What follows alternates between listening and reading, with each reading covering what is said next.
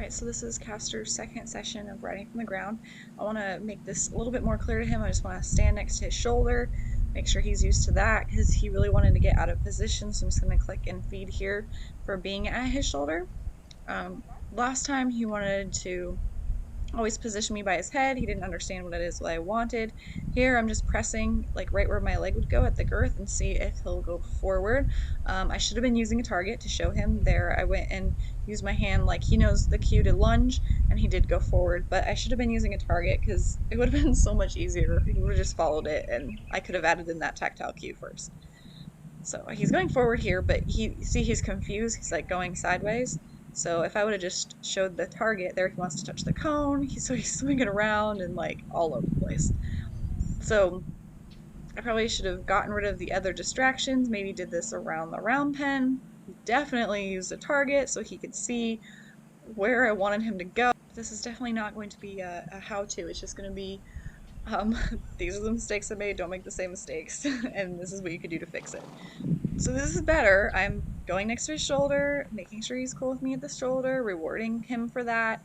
Should have done this from the beginning, and then I could have used my target and we could have walked, made sure that he could walk forward with me at his shoulder, and then started adding in cues for forward and halting and turning and stopping and all that stuff. So that would have been a much better place to start. But here I'm adding that tactile cue. He does not understand there. He kind of went forward to the target, so it just kind of worked. I don't think I set it up that way because I didn't set anything up here. So yeah, that was my first problem, was not having the right tools for it. But he did end up going forward, so I did release and click and treat. So better than last time, I guess. Turn him around here. Maybe I am setting him up to get to the target. This is filmed a while ago, so I don't remember. I probably should have put him a little bit closer to it, though, if I wanted that. There, that was actually not too bad. But he's confused because he's thinking lunging, because I'm showing him the cue for lunging with the lead rope, and that's why he's doing like the sideways. He's forward and going around, kind of, so I don't want to reward that too much. That's why setting things up is important, because if I reward the wrong thing because it's close enough multiple times, I'm going to keep getting that wrong thing. So then this behavior is going to persist because I rewarded it so many times, versus me shaping it, first setting up my training environment and then shaping it properly for it to become to become the behavior that I wanted it to be. That was better, much better.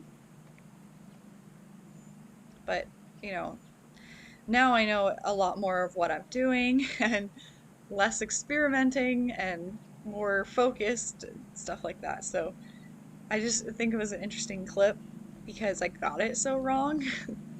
But he's figured it out and he can do it just fine now. But when you go through all the steps and make sure that the horse is confident and then move on, it makes things so much easier. So there, that was pretty nice. That was really good. He just did a nice step forward instead of that sideways. There was less sideways that time.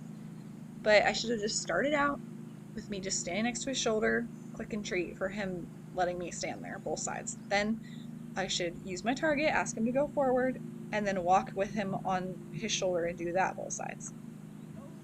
Then I can start introducing a tactile cue with, if I want my hand by his girth behind the shoulder, I could place that and then use my target, again both sides, and then I can start introducing like stop cue, or maybe I could do my stop cue first, kind of depends on your horse.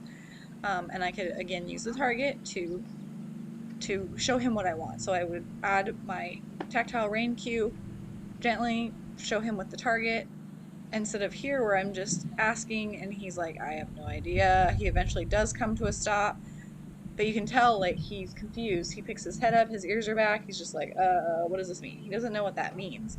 I should have had the target to show him, hey, follow the target backward, we've done that before.